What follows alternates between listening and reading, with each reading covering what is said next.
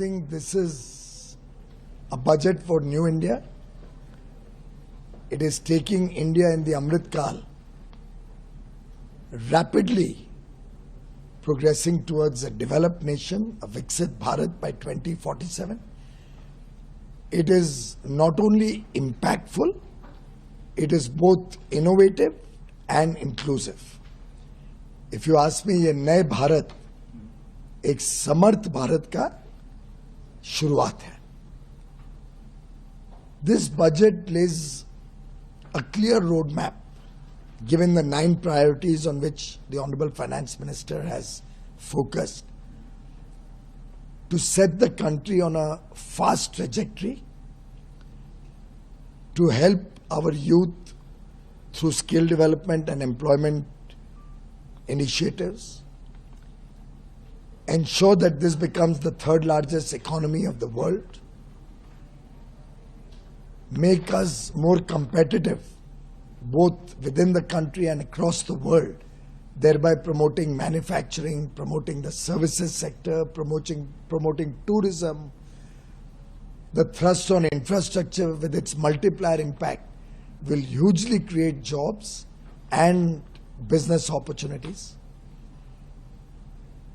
An absolutely balanced budget which will set the tone for Modi 3.0.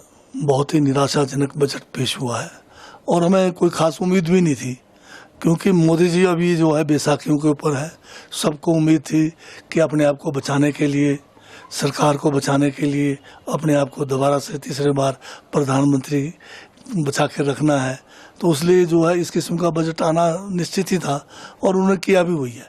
पर ये जो system चला रखा है ये देश के संघीय ढांचे के लिए बहुत खतरनाक है, क्योंकि हर प्रदेश का, चाहे वो स्टेट है चाहे यूटी है, हर एक का जो केंद्र के संसाधनों पे बराबरी का अधिकार है और केंद्र को जो है सबकी ज़रूरतों को ध्यान में रखकर ही बजट को जो है आगे बढ़ाना चाहिए था.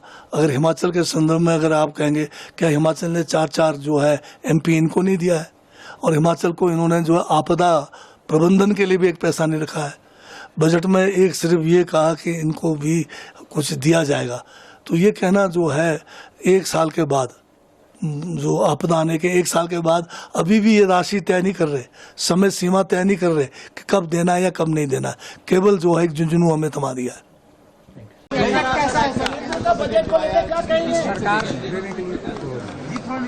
नहीं, उस पर मैं बताऊंगा, थोड़ा सा जानकारी विस्तृत रूप से आ जाने दीजिए.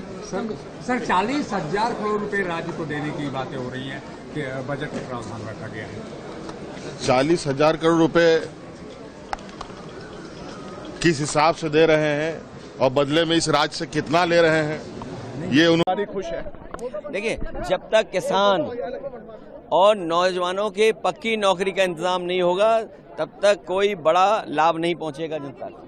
आपको लगता है कि असेंबली चुनाव जो होने वाले हैं आगामी, उसमें ये बजट असर करेगा, इनकी नीतियां असर करेंगी? स्वाभाविक है, क्योंकि सरकार जब चलती है सरकार के फैसलों से असर पड़ता है. आपको किस तरह से निकला है? पूरी तरह से निराशाजनक. गांव खेती सबकी अनदेखी की गई. एग्रीकल्चर सेक्टर के लिए जो अलॉटमेंट हुआ है वो नेग्लिजिबल है. बिहार और आंध्र प्रदेश के बारे में बार-बार अनाउंसमेंट किए गए. अनाउंसमेंट वहाँ के नेताओं को सोचना चाहिए कि इतने बड़े राज्यों के लिए छोटी बहुत अनाउंसमेंट हुआ है, दैट इज इनसफिशिएंट.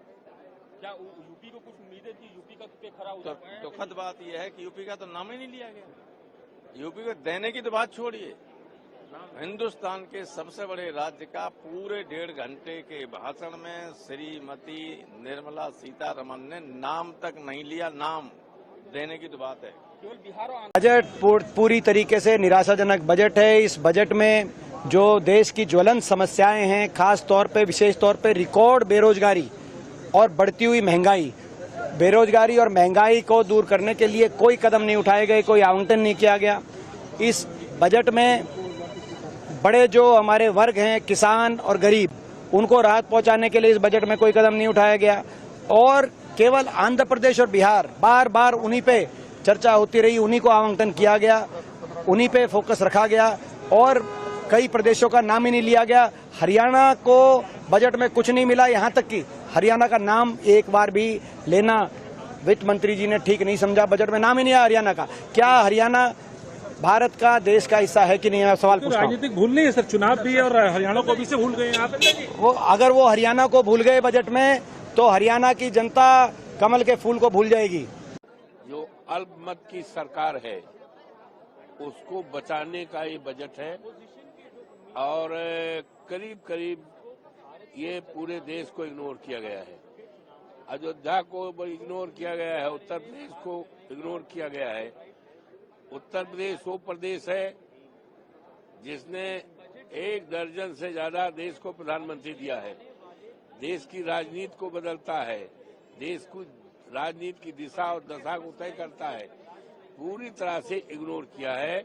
और ये कुर्सी बचाने का बजट है, इसीलिए 2 स्टेट को प्राथमिकता दी गई है और पूरे देश को इग्नोर किया गया है। ये भारतीय जनता पार्टी के लिए महंगा पड़ेगा।